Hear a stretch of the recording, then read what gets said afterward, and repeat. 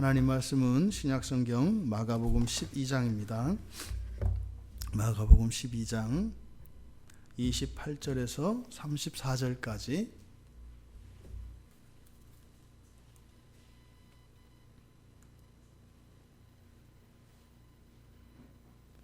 마가복음 12장 28절에서 34절까지 우리 같이 한 목소리로 함께 읽겠습니다. 서기관 중 한 사람이 그들이 변론하는 것을 듣고 예수께서 잘 대답하신 줄을 알고 나와 묻되 모든 계명 중에 첫째가 무엇이니까? 예수께서 대답하시되 첫째는 이것이니 이스라엘아 들으라. 주 곧 우리 하나님은 유일한 주시라. 내 마음을 다하고 목숨을 다하고 뜻을 다하고 힘을 다하여 주 너의 하나님을 사랑하라 하신 것이요. 둘째는 이것이니 내 이웃을 내 자신과 같이 사랑하라 하신 것이라. 이보다 더 큰 계명이 없느니라. 서기관이 이르되 선생님이여 옳소이다. 하나님은 한 분이시요 그 외에 다른 이가 없다 하신 말씀이 참이니이다. 또 마음을 다하고 지혜를 다하고 힘을 다하여 하나님을 사랑하는 것과 또 이웃을 자기 자신과 같이 사랑하는 것이 전체로 드리는 모든 번제물과 기타 제물보다 나으니이다. 예수께서 그가 지혜 있게 대답함을 보시고 이르시되 내가 하나님의 나라에서 멀지 않도다 하시니 그 후에 감히 묻는 자가 없더라. 아멘. 서기관의 질문이라는 제목으로 설교 제목을 정했습니다. 지금 여기 29절에서 31절까지는 그러니까 6월 달에 6월 우리가 주일에 아주 자세히 살펴보았던 본문입니다. 그래서 이 본문에 대해서는 6월 첫째 주, 둘째 주 그때 설교를 참조하시면 자세한 내용을 들으실 수가 있고, 그 내용을 우리가 잠깐 돌아보고 정리하자면 주일에 이 말씀을 가지고 우리가 나눴을 때는 그리스도인의 생활 원리, 그리스도인의 삶의 원리라고 하는 큰 주제 하에서 이 본문을 가지고 설교했었습니다.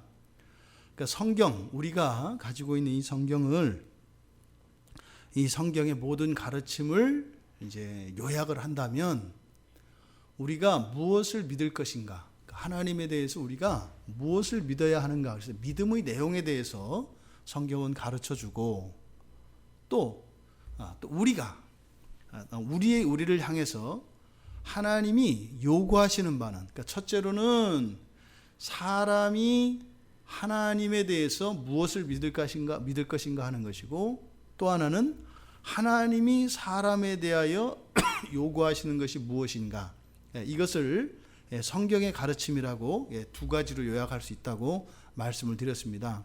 그때 하나님이 사람에게 요구하시는 것, 성경에서 가르치는 두 가지 가르침 중에 하나님이 사람에게 요구하시는 그것을 우리가 생각의 원리, 그걸 나누어 보면 이런 생각의 원리와 행동의 원리로 나눠서 생각할 수가 있다. 그러니까 하나님이 사람에게 요구하시는 모든 것들의 어떤 원리적인 것이 있는데, 첫째로는 우리의 사고, 생각의 원리, 그리고 두 번째로는 이런 행동의 원리, 이렇게 둘로 나눌 수 있는데, 그 생각의 원리라고 하는 것은 하나님 절대주권 사상이다라고 말씀을 드렸습니다.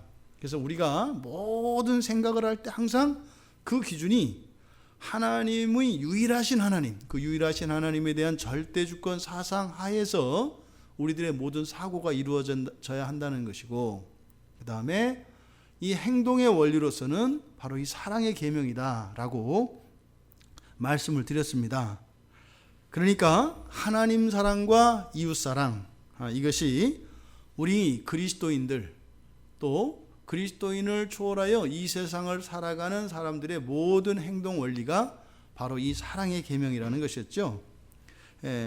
이 설교, 이 내용은 그때 자세하게 이 단어들 하나하나 또 구약과 신약을 비교하고 이렇게 설명을 했었기 때문에 그때 설교를 참조하시기로 하고, 오늘은 전체를 한 덩어리로 해서 이 본문이 우리에게 주는 교훈이 무엇이겠는가, 실천적인 측면에서 그 교훈을 얻고자 합니다. 지금 본문은 그런 거지요. 28절에 서기관 중 한 사람이 이렇게 이야기하고 있는데, 율법에 정통한 사람들, 이 사람들이 이제 서기관입니다. 그래서 마태복음에서는 이걸 이제 율법사라고도 나타내는데, 이렇게 서기관들이 한쪽 편에서 이렇게 지켜보고 있었던 거예요. 그러니까 지금 이 앞에 일어났던 일이 뭐죠? 사두개인들, 이 사두개인들이 바로 유대인들의 전통, 우리로 말하자면 이런 도덕까지 다 포함되어진 겁니다.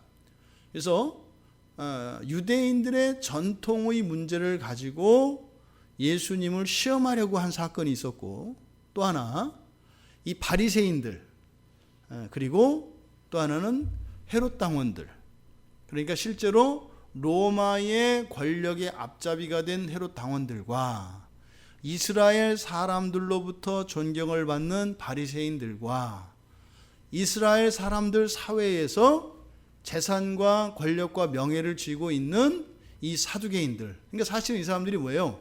그때 당시 이스라엘에 영향력 있는 모든 사람들입니다. 이 사람들이 힘을 합쳐서 예수님을 시험에 빠뜨리려고 함정을 파고 했단 말이죠. 근데 그것을 예수님이 깨끗하게 물리치는 것을 보고 계셨습니다. 그때 예수님이 참으로 옳다라고 하는 것을 깨닫고 이제 한 서기관이 예수님께 나온 겁니다. 그러니까 예수님은, 이 서기관은 예수님을 인정을 한 거예요. 그동안 우리들이 예수님에 대해서 가지고 있었던 온갖 억측들과 이런 것들이 거짓이었구나. 참으로 그분은 위대한 선지자이구나 라고 하는 것을 이 서기관은 깨달았던 것 같습니다. 그래서 뭐라고 해요? 예수님께서 잘 대답하신 줄을 알고 나와와 묻되, 이렇게 얘기를 합니다.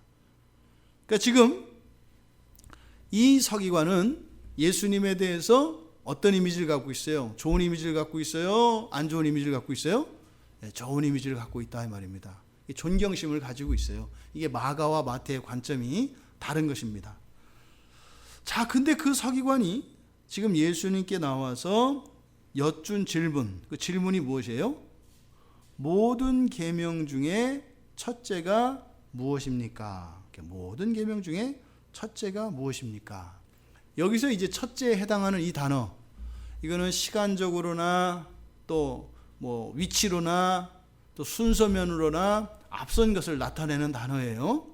그런데 지금 여기서는 가장 중요하다는 의미입니다. 가장 중요한 계명. 가장 중요한 계명이 무엇입니까? 지금 이 질문은 매우 순수한 것이라고 말씀을 드렸어요. 그래서 마태복음에 나오는 이 사건을 바라보는 관점과 지금 마가복음에서 바라보는 관점은 달라야 합니다. 그러니까 이 사람, 지금 서기관은 자신이 율법을 맡은 사람이에요. 그죠? 율법을 맡은 사람이기 때문에 자신의 직분과 관련되어서 아주 충성된 모습으로서 지금 나타나고 있는 겁니다. 그러니까 이 사람은 이미 율법을 맡은 사람들이기 때문에 구약에 있는 모든 율법이 하나님이 주신 것이다. 그래서 모두 다 소중하다라고 하는 생각을 가지고 있는 사람입니다. 그러니까 하나도 땅에 떨어지면 안 된다. 하나도 이것을 바꾸어도 안 된다라고 하는 생각을 가지고 있는 사람이에요. 기본적으로 그 전제 위에서, 그런데 서기관도 그렇게 율법을 맡은 사람입니다만 우리가 살아보니까 알지만 율법을 완전히 그렇게 지킬 수가 있어요, 없어요? 안 된단 말이에요.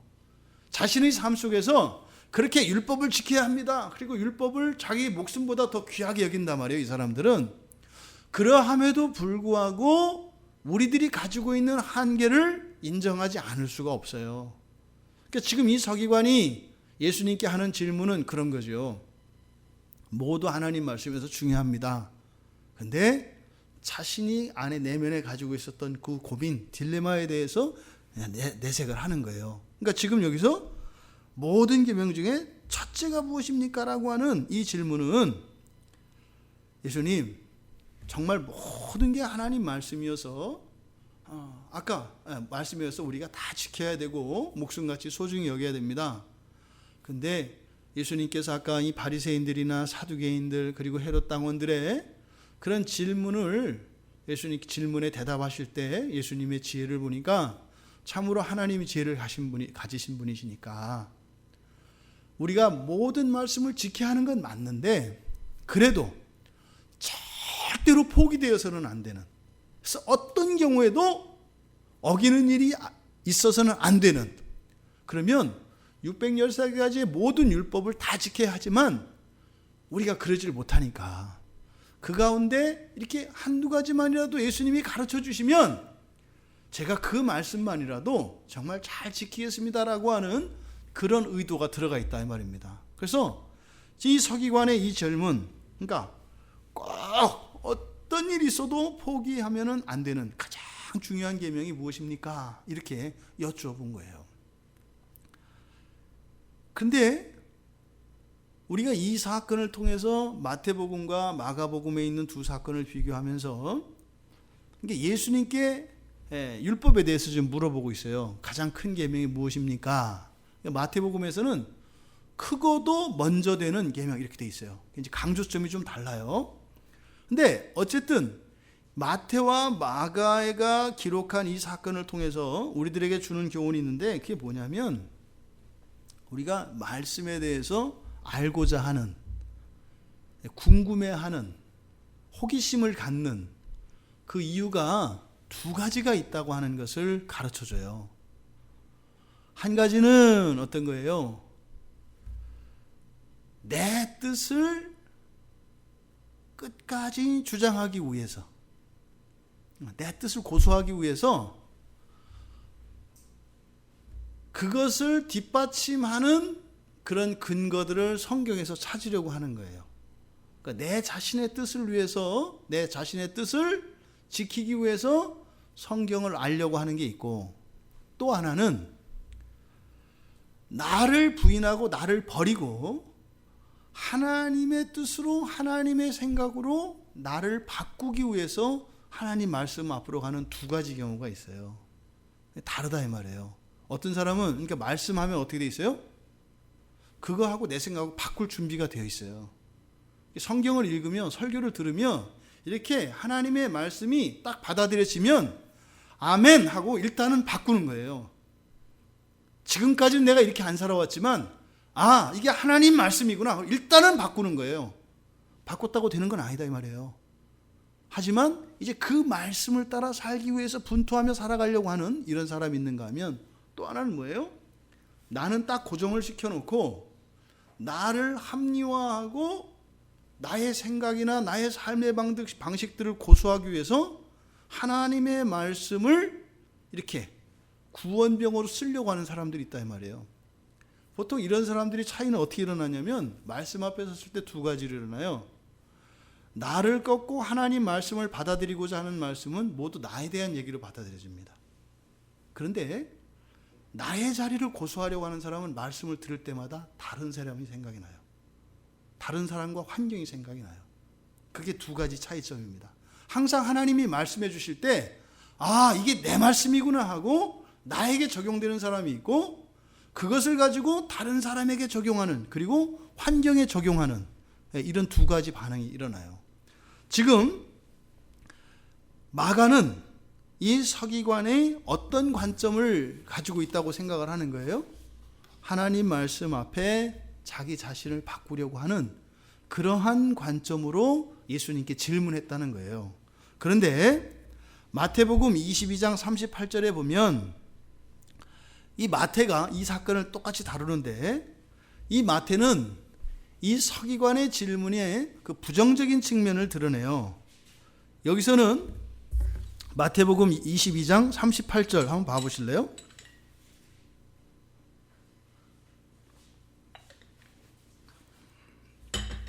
우리말 성경에서 질문의 차이점이 뭔지 한번 봐보세요. 그러니까 사실은 이 차이점을 우리말 성경으로 번역을 해놓은 거거든요. 그러니까 우리가 이제 성경을 볼 때 잘 놓치는 게 뭐냐면, 의미로만 자꾸 받아들이려고 해요. 그죠? 근데 말이라는 게 무엇을 강조하냐에 따라서 논점이 달라져요. 마가가 기록할 때 이 서기관의 질문은 무엇이었어요? 모든 계명 중에 첫째가 무엇이니까 그랬어요? 모든 계명 중에 첫째가. 그러니까 뭐가 강조되고 있어요? 모든 계명. 앞에 나온 게 강조되는 거예요. 모든 계명이 강조되어 있어요. 그러니까 마가복음에서 다루는 이 서기관의 질문은 계명이 핵심이에요. 그러니까 계명이 중요하다 그랬잖아요. 근데 그 가운데에서 첫째를 물어본 거고, 마태복음에서 나타나는 이 서기관의 질문은 뭐라 그랬어요? 어떤 계명이 크고 이렇게 돼 있죠. 그러니까 마가는 모든 계명 중에서 이렇게 물어봤고, 마태는 어떤 계명이 그랬어요. 어떤이라는 것은 의문사죠. 어떤이라는 게 의문사잖아요. what 이란 말이에요. what, 무엇 이런 거거든요. 그러니까 마태복음에서 하는 이 질문, 이 서기관이 하는 질문은 일종의 퀴즈를 내는 방식이에요.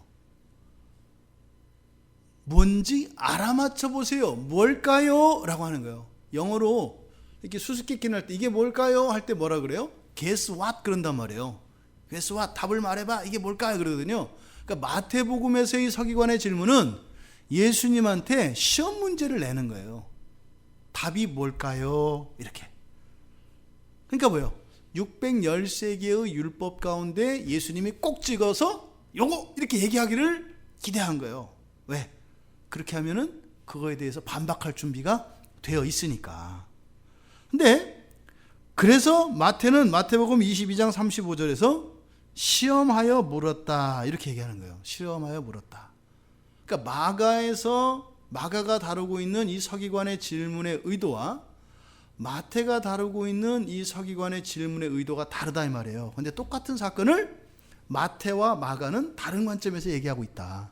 그래서 우리가 하나님 말씀에 대해서 알고자 할 때 이 두 가지 이유가 서로 다른 것이 있다라고 하는 것을 마태는 마태대로, 마가는 마가대로 지금 나타내고 있다. 그래서 마태복음에서는 그에 대해서 일체 언급이 없어요. 그냥 예수님이 딱 대답만 딱 해주시고 간단한 대답하고 그거에 대해서 가타부타 설명이 없어요. 그러니까 뭐예요? 문제 냈으니까 문제 정답만 딱 맞춰서 말 못하게 만들어버리고 딱 끝낸 거예요. 마태복음에서는. 근데 마가는 이 서기관의 질문을 순수하게 본다 그랬어요. 그러니까 예수님께서 하신 대답에 대해서 서기관의 대답이 추임새가 나와요. 그러니까 지금 정말 자신의 직분에 충실하기 위한 질문이었고, 그 예수님의 대답에 대해서 이 서기관의 반응을 32절에서 얘기하는데 뭐라고 그랬어요? 선생님이여 옳소이다. 이렇게 옳소이다. 그리고 33절에서 끝에 가니까 뭐라 그래요? 전제로 드리는 모든 번제물과 기타 제물보다 낫습니다. 그러니까 사실은 여러분도 언제 이런 반응을 하세요? 여러분과 그렇죠. 생각이 같을 때요. 그죠 주님 이런 거죠. 근데 사실은 그 전까지는 암만 생각해도 하나님 뜻인 것 같아. 맞는 것 같아. 근데 우리가 그렇잖아요. 누가 이렇게 목사님들 설교 하나 이렇게 딱 할 때 그때 속으로 이제 흐뭇하잖아요. 그죠 하나님 이거 나만 생각하는 거 아니죠. 이런 반응이에요 서기관이. 그러니까 지금 굉장히 기뻤어요 이 서기관은. 주님의 입술을 통해서 그 말이 딱 고백되니까 옳소이다. 그쵸 주님 맞죠. 저도 그거 했는데요. 그러니까 사실은 이렇게 얘기한 건 뭘까요? 같이 다른 서기관들하고 이렇게 공유되지 않았던 거예요. 이게 다른 서기관들과는 그렇게 얘기가 되지 않은 겁니다. 그러니까 이렇게 맞장구를 딱 치는 거다 이 말이에요. 이에 대해서 또 예수님도 또 딱 추임새를 쳐주시잖아요. 뭐라 그래요? 네가 하나님 나라에서 지혜 있게 대답했다 이렇게 얘기하시더니 네가 하나님의 나라에서 멀지 않도다. 지금 보세요. 앞에서부터 지금 사두개인들로부터 바리새인들로부터 헤롯 당원들로부터 다 지금 하다가 뭐라 했어요? 그 깡패들 싸움하는 것처럼 막 1대1로 싸우는 거라 그랬잖아요. 그러니까 막 한쪽에서 다리 부러지고 막 눈 붓고 코피 흘려서 휴지로 맞고 막 이러고 있는데 요 서기관하고 예수님이 어떻게 하는 거예요? 서로 손잡고 이렇게 뛰고 있는 이런 모습이에요. 다른 애 막 넘어져가지고 이러고 있는데 그러면서 뭐래요? 야, 너 진짜 네가 하나님 나라에서 멀지 않구나 막 이러는 거죠. 지금 마가가 지금 이것을 통해서 이야기하고자 하는 바가 뭘까? 요 기사를 통해서 그 뒤에 34절의 맨 끝에 뭐라고 하셨어요?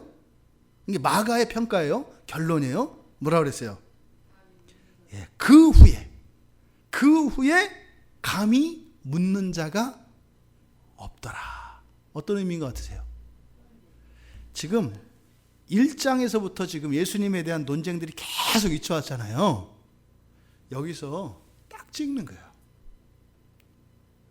그 사건 이후로는 예수님의 신성과 예수님이 참되신 하나님이신 것과 참 사람이신 것에 대해서, 그분이 메시아이신 것에 대해서 이제는 딴지를 걸거나 트집을 잡거나 할 수가 없게 되었다는 거예요. 지금 마가는 이 사건을 통해서 최종적인 판정을 내리는 겁니다. 이제 예수님을 어느 누구도 그리스도라 부인할 수 없다는 거예요. 예수에 대해서 이러쿵저러쿵 어떤 말이 나도 그것은 다 거짓된 것이다 라고 하는 것을 인정하지 않을 수 없는 상황이 되었다라고 선을 딱 긋는 겁니다. 그럼 이 뒤로는 그런 논쟁이 있겠어요, 없겠어요? 없어요. 이게 끝입니다. 이 뒤로는 실제로 굉장히 사건이 매우 긴박하게 진행이 됩니다. 바로 뒤에 이제 13장에 가면 예수님이 종말에 대한 예언을 하세요. 그리고요, 14장에 가면은 14장 1절에서 이제는 흉계로 예수를 잡아 죽일 방도를 구한다 이렇게 해요. 그렇게 해서 바로 가룟 유다가 예수님을 팔아먹고요. 그리고 나서 15장에서 십자가 사건까지 단숨에 12장 여기서 딱 요 사건이 끝나고 난 뒤에 13, 14, 15에 확 십자가까지 몰아가요. 그러니까 마가는 더 이상 그거는 얘기할 필요가 없다는 거예요. 그러니까 지금 그 후에 감히 묻는 자가 없었다라고 하는 것은 그냥 마가의 단순한 선언이 아니라 이제는요, 어느 누구도 예수가 그리스도이신 것에 대해서 딴지를 거거나 이의 제기할 수 없었다라고 하는 얘기예요. 여러분, 근데 말입니다, 진리가 우리에게 오잖아요. 그러면 우리들 자신을 한번 살펴보자고요. 하나님의 말씀이 진리의 빛이 딱 들어와요. 그러면 하고 인정하지 않을 수 없어요. 왜? 겉없는 사람들은 진리가 진리인 줄 알거든요. 뭐야? 이게 이런 거야? 내가 왜 이걸 몰랐지? 이렇게 하는 거예요. 진리를 딱 받아들입니다. 딱 받아들이니까 처음에 어때요? 너무 신기하고 재밌잖아요. 있거든요. 그 만족감이나 이런 게. 그 다음에 딱 이 진리가 들어와서 인정을 하게 되면 사실은 진리는 끝나는 게 아니죠. 그죠? 진리는 어떻게 돼요? 막 자꾸 들어와요, 안으로. 그냥 이렇게 나란히 앉아서 얘기하고 토론하는 게 아니라 진리는 어떻게 해요? 슬금슬금해서 내 안으로 막 파고 들어와요. 근데 내 안으로 파고 들어온다는 건 뭐예요? 내 과거의 인생 전체를 다 해부해 버리거든요. 그러니까 이게 이렇게 하면 안 되지. 자꾸 이게 막 들어와요, 막. 그럼 어떻게 돼요? 지금까지 내가 가지고 있었던 이런 생각의 골격들과 이런 논리들과 이거를 다 어그러뜨려요. 그러니까 마치 우리 몸으로 하자면은요, 뼈를 다 막 맞추고 하는 이런 일들이 일어나요. 그러니까 진리가 들어오면 그런 일이 일어나거든요. 그러니까 진리를 인정하는 것까지는 좋아요. 지적인 만족과 깨달음 좋다 이 말이에요. 근데 진리는 지식이 아니에요. 일반적인 지식은 그냥 머리로 알고 얘기나 하면 돼. 그럼 얘기하고 토론하고 그러면 재밌잖아요. 근데 진리는 그런 게 아니에요. 진리는 이게 생명이라서 진리와 함께 성령이 역사하기 때문에 들어와요. 그럼 어떻게 돼요? 내가 진리 앞에 굴복해야 되거든요. 순종해야 돼요. 근데 그게 쉬워요? 안 쉬워요.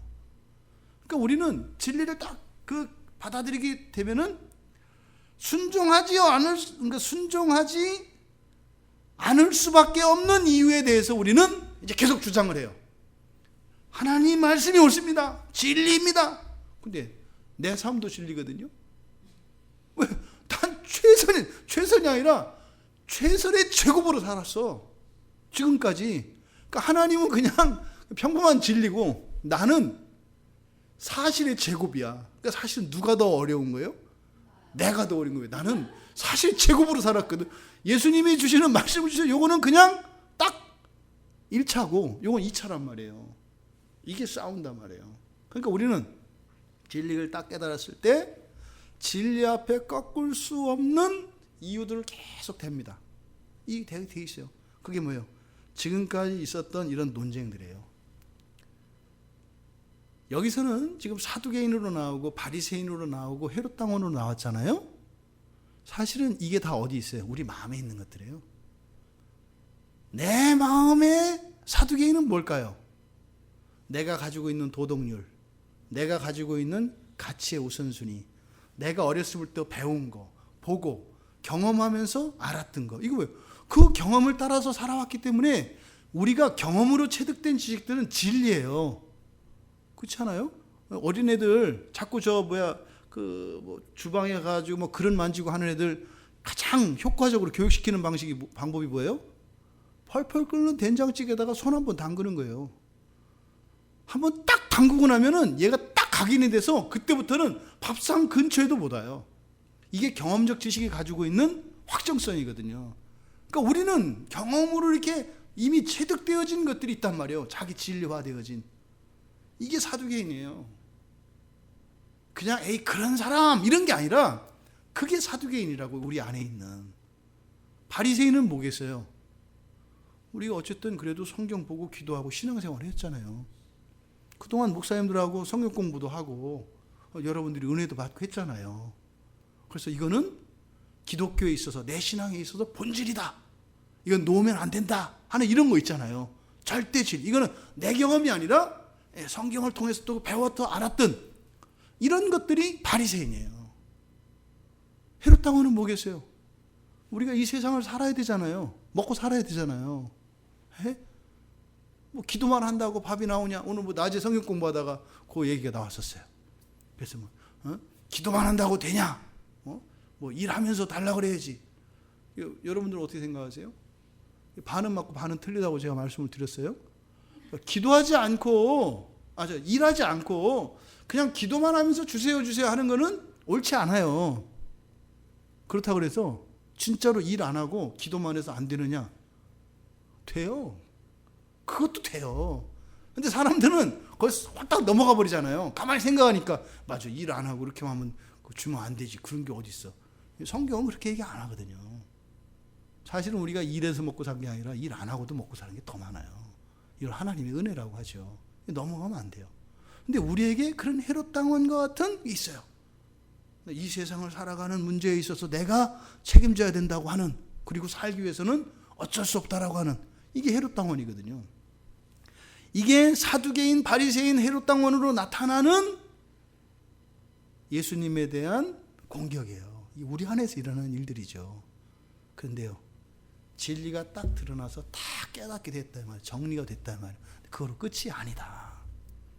거기서 순종으로 나가는 데는 또 다른 장애물이 있다. 그게 뭐예요? 요 뒤, 이제 이 13장 이하에 있는 내용들이 바로 그 뒤에 나타나는 장애물들이에요. 말씀드렸잖아요. 이 뒤에 있는 건 뭐예요? 이제는 말로 안 하잖아요. 그죠? 어떻게 한다고요? 흉계로 죽이려고 이제는 폭력을 쓰고 억지를 갖다 이제 막 부린다 이 말이에요. 그때는 이제 놀리고 뭐가 없어요. 싫어. 그냥 난 예수 싫어. 예수 죽여야 돼. 이렇게 간다 이 말이에요. 이게 죄가 역사하는 그런 방법입니다. 근데 지금 여기서 다루고 있는 내용이 바로 뭐예요? 사랑의 계명인 거죠. 사랑의 계명.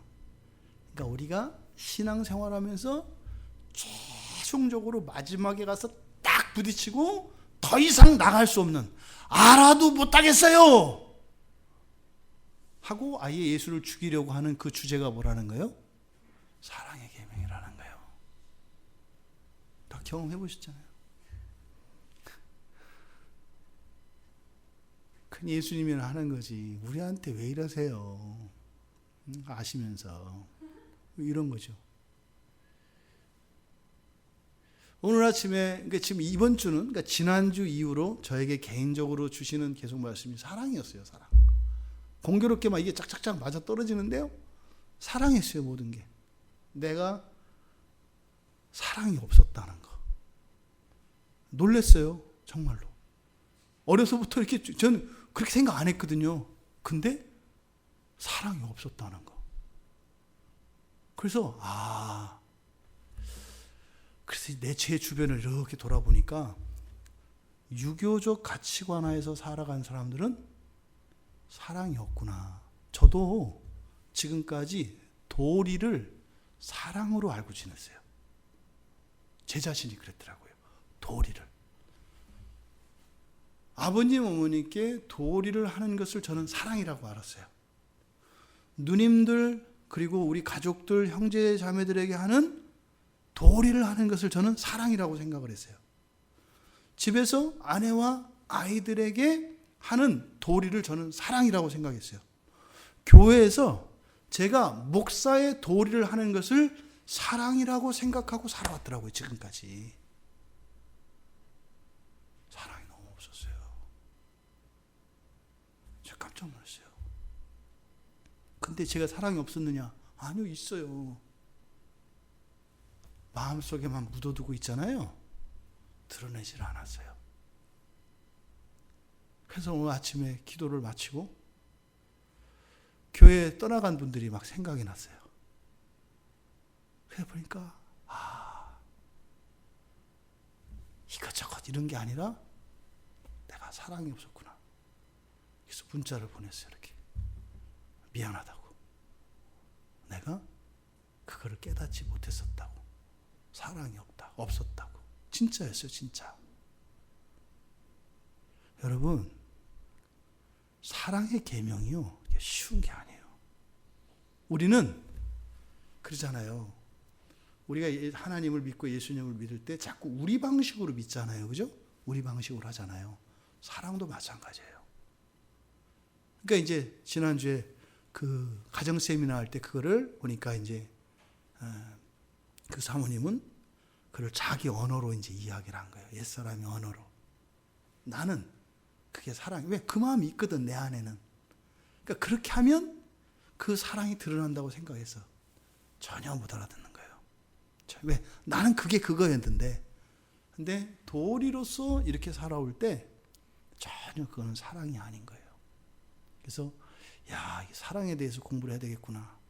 그러니까 뭐 지금 또 이게 수요일 날 본문도 또 이렇죠. 또 어저께 저희가 GBT에서 그 숙제가 있었는데 그게 고린도전서 13장 번역이었어요. 그게 제가 고린도전서 13장이 이게 그렇게 위대했다는 이유가 이거구나. 제가 그 다른 번역본이거든요. 영어 성경 중에서 다른 이제 번역본을 가지고 이제 우리말로 번역을 했는데 소스에다 붙여놓을 거예요. 우리가 사랑을 배워야 되겠더라고요. 제가 지금 계속 그거를 묵상하고 계속 고린도전서 13장을 계속 지금 묵상하고 있거든요. 이제 사랑을 이제 제가 사랑을 이제 배우기 시작했어요. 이 사랑의 계명이 바로 그 마지막이고요. 사실은 이게 다예요. 여기서 뭐라 그랬어요? 모든 계명 중에 첫째, 이게 바로 사랑이라는 거예요. 우리가 예전에 그래서 이 본문에서 이야기하는 이보다 더 큰 계명이 없다고 예수님께서 31절에서 이야기하신 것과 같이 또 이 서기관이 전제로 드리는 모든 번제물과 기타 제물, 이건 뭐냐면 우리가 신앙생활을 하면서 율법에 정해진, 그러니까 하나님께 드릴 수 있는 모든 것들, 그 모든 것들보다 하나님 사랑과 이웃 사랑에 대한 계명이 더 중요하고 크다라고 하는 고백이에요. 그렇다면 여기서 말하는 그 사랑 계명, 이제 간단하게, 이건 뭐 자세하게 살펴봤기 때문에 자세하게 살펴보면 사실은 또 무슨 뜻인지 모를 가능성이 많아요. 내용이 많으니까 그 중에 뭔지 몰라. 그래서 그거를 걸러서 하나님 사랑과 이웃 사랑이 말하는 바가 무엇인가, 이거를 간단히 요약을 하겠습니다. 예수님은 서기관의 질문에 대해서 구약 성경의 말씀을 인용하세요. 그렇죠? 그래서 신명기 6장 5절 그리고 레위기 19장 8절 말씀을 들어서 하나님에 대한, 하나님 사랑과 이웃 사랑에 대한 그 율법을 구약 성경에서 이제 말씀을 해주십니다. 근데 예수님이 이보다 더 큰 계명이 없다. 이보다 더 큰 계명이 없다. 뭐요? 위로 하나님을 사랑하는 것과 이웃을 내 몸과 같이 사랑하는 이 사랑의 계명보다 더 큰 것이 없다. 이건 뭐예요? 절대적이라는 거예요. 절대적이다. 모든 면에서 으뜸이다. 이런 뜻이죠. 그래서 왜 이렇게 말씀을 하셨느냐? 사실은 여호와를 사랑하는 것과 사람을 사랑하는 것, 이게 뭐의 요약이라고 있어요? 생각나세요? 예, 십계명의 요약이라고 그랬죠. 십계명은 4계명과 5계명에서 10계명 둘로 되어 있잖아요. 그래서 1계명에서 4계명을 여호와를 사랑하라고 하는 요 말씀으로 요약을 했고, 또 5계명부터 10계명까지 이것을 이웃사랑이라고 하는 계명으로 요약을 한 거다. 그러니까 이 둘은 사실은 뭐예요? 10계명 전체를 예수님이 압축해서 말씀한 거다. 그러니까 이 둘보다 더 큰 계명은 있을 수가 없죠. 613개의 율법 가운데 10계명보다 더 큰 계명은 없단 말이에요. 그러니까 맞는 거죠. 그럼 여기서 이 사랑의 계명이 뭐냐? 이때 사랑하라 라고 하신 이 명령형을 썼는데, 이때 사용된 시제가 뭐라 그랬어요? 생각나세요? 이때 지금 우리말 성경으로는 다 사랑하라 이렇게 돼 있잖아요. 그렇죠? 30절에 주 너의 하나님을 사랑하라. 그죠? 그리고 31절에 내 이웃을 내 자신과 같이 사랑하라. 이렇게 돼 있잖아요. 이게 뭐예요? 명령이잖아요. 우리말로 보면은. 그렇죠? 근데 이게 무슨 시제라고 그랬어요? 미래 시제라고 그랬어요. 여러분 기억을 상기시켜 드린 거예요. 미래 시제로 사랑하라고 했단 말이에요. 미래 시제로. 그럼 미래 시제로 사랑하라고 하는 것은 이게 어떤 의미냐? 1차적으로 사람의 힘과 노력으로 될 것이 아니라는 거예요. 왜요? 미래는 누구 손에 달려 있어요? 미래는 하나님 손에 달려 있어요. 하나님 손에 달려 있어요. 그런데 또 미래니까 그것을 위해서 중단할 수 있어요, 없어요? 미래는 미래거든요. 미래는 미래예요. 그러니까 어떻게 돼요? 하나님 손에 달려 있는 것이야. 근데 미래니까 또 어떻게 해요? 그거를 우리가 쉬거나 중단할 수 있어요, 없어요? 없어요. 계속 가는 거예요. 계속 가는 거예요. 계속. 그러니까 이건 계속되어야 하는 행동 명령이에요. 그런데 또 하나님께서 이렇게 미래 시제로 이야기했다는 것은 뭐예요? 이거는 약속이죠. 신약에서 이걸 소망이라고 한다 그랬잖아요. 이렇게 해줄게. 이거는 하나님이 미래에 어떻게 한다? 반드시 성취시켜 주실 것에 대한 약속이다 이 말이에요. 우리가 할 수 없는 거다. 우리는 계속해야 되는 거다. 하지만 그것을 완성시켜 주실 것이다 라고 하는 것이 사랑하라고 하는 이 말씀이 미래 시제로 나타낸 것의 의미다. 그러니까 여기서 하나님 사랑, 이거를 이렇게 사랑하라고 하는, 특히 하나님을 사랑하라. 여기서 뭐라고 그랬어요? 온 마음과 목숨과 뜻과 힘을 다해서 사랑하라. 이게 어떻다는 거예요? 우리가 그런 사람들이라는 거예요. 지금은 그럴 수가 없어요. 그런데 우리는 이렇게 마음과 목숨과 뜻과 힘을 다해서 하나님을 완전하게 열렬히 사랑하게 되어 있다는 거예요. 그러면 우리는 어떻게 살까요? 하나님과 완전한 사랑을 나누게 될 사람들이라고 하는 것을 가르쳐 주시는 겁니다. 지금은 비록 우리들이 본성적으로 이런 약점이 있고 죄의 영향력이 있어서 또 때로는 환경에 굴복하고 그것 때문에 세상과 타협하지 않습니까? 그래서 하나님을 버리고 세상을 사랑하고 심지어는 말도 안 되는 돌과 하늘에 있는 해와 달 이런 것들을 사랑하고 싶을 수 있어요.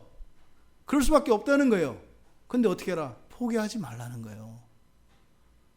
그냥 순결하게 100% 하나님만 사랑해라. 이거 안 바란다는 거예요. 하지만 어떻게 해라? 끝까지 우리를 구원하신 예수 그리스도에 대한 그 사랑의 마음, 그 순결한 마음을 버리지 말라. 어떻게? 내가 그때 가면 다 얘기해 줄게. 왜 너희들의 인생이 그렇게 고되고 이렇게 복잡하고 그랬는지 다 얘기해 줄게. 요 약속이 지금 여기에 들어있다 이 말입니다. 그래서 어떻게 해요?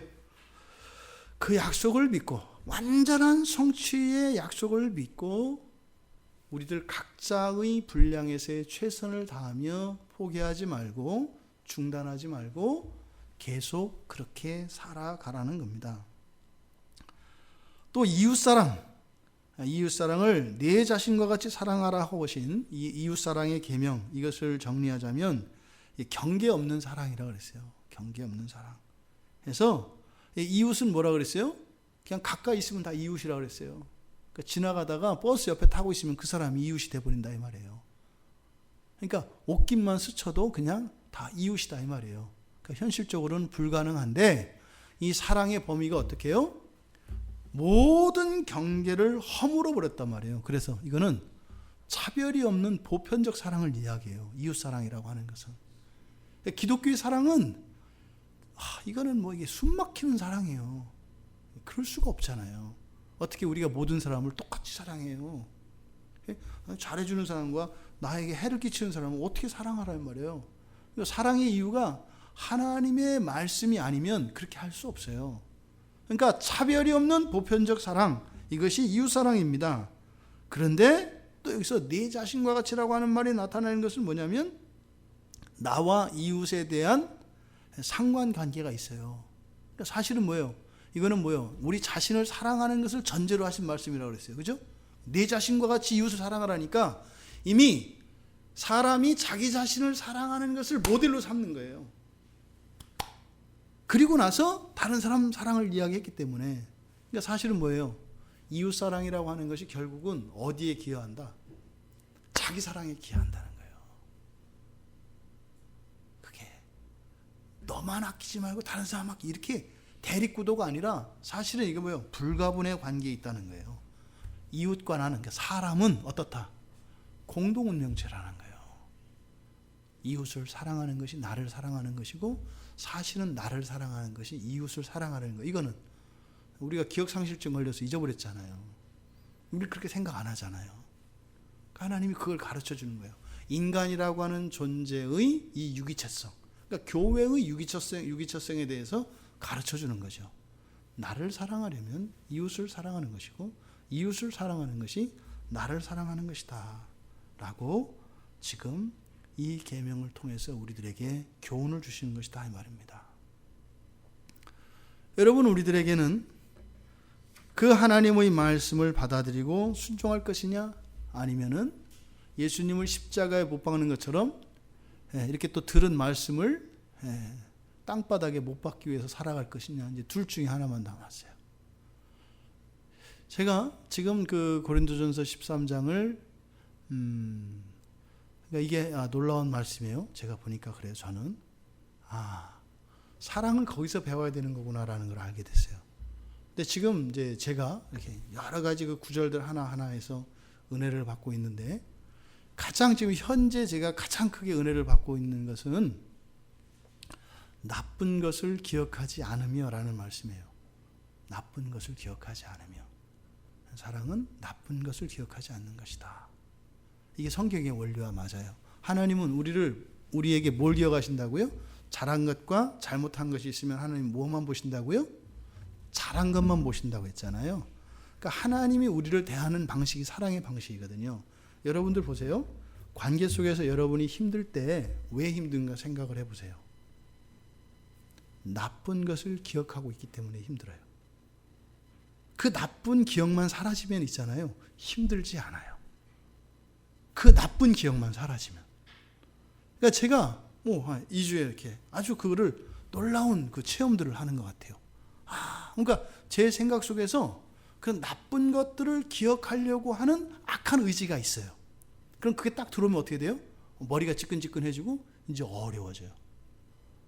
사랑은 나쁜 것을 기억하지 않는 것이다. 그래서 우리가 이 사랑의 계명을 적극적으로 배우며 실천하며 살아갈 수 있게 되기를 바랍니다. 아마 이 서기관은 그 사랑의 계명을 이제 배워가며 몸소 실천하며 살아갔을 것 같아요. 그래서 고린도전서 13장의 이 사랑장이 굉장히 실천적이고 그리고 종교적이고 영적이고 물질적인 그런 장이 이 사랑이었구나. 사랑장이었구나 라고 하는 것을 깨닫게 되었습니다. 여러분, 하나님을 사랑하고 이웃을 사랑하면 모든 것을 다 이루는 거라고 합니다. 그러니까 이거는 하루아침에 될 일이 아니라 평생을 애써야 되는 것이고, 또 이것은 미래형으로 돼 있어서 그렇게 해도 다 이루어지지 않는 거랍니다. 그러니까 왜 이런 숙제를 내주셨을까요? 우리를 바꾸시려고 하는 거예요. 우리를. 왜? 하나님이 이미 아시거든요. 그 마지막 날에 완전한 하나님과의 연합된 그 사랑을 아시는 거예요. 우리 그 하나님의 말씀을 믿고 그렇게 이 사랑의 계명을 따라 살아갈 수 있는 우리들이 되기를 바랍니다. 어렵습니다. 할 수 없습니다. 하나님의 은혜가 아니고서는 안 됩니다. 그래서 늘 우리가 일상생활을 할 때 이 행동의 원리로 그리고 생각의 원리로 이 절대주권 사상과 또 하나님 사랑과 이웃 사랑이라고 하는 이 사랑의 계명을 품고 살아간다면 우리의 삶은 이렇게 빙빙 도는 그런 인생은 없겠다. 그냥 잠깐 길에서 어긋나서 왼쪽 오른쪽으로는 치우칠지 몰라도 그렇게 빙글빙글 도는 것 같은 그런 일은 일어나지 않겠다. 여러분, 우리도 사랑하며 살아갑시다. 그리고 우리가 사랑이 서툴다는 것을 인정합시다. 잘 몰라요. 우리가 몰라요, 사랑을. 그래서 그냥 이 사랑에 있어서는 우리들이 초보다 이렇게 생각하고, 그러니까 여러분들이 나는 뭐 이렇게 사랑했어요. 그냥 아닐 가능성이 많으니까 그냥 우리 인정합시다. 그래서 그냥 그 알파벳부터 해서 사랑의 초보로 그렇게 살아갈 수 있는 우리 모두가 되기를 주님의 이름으로 축원합니다.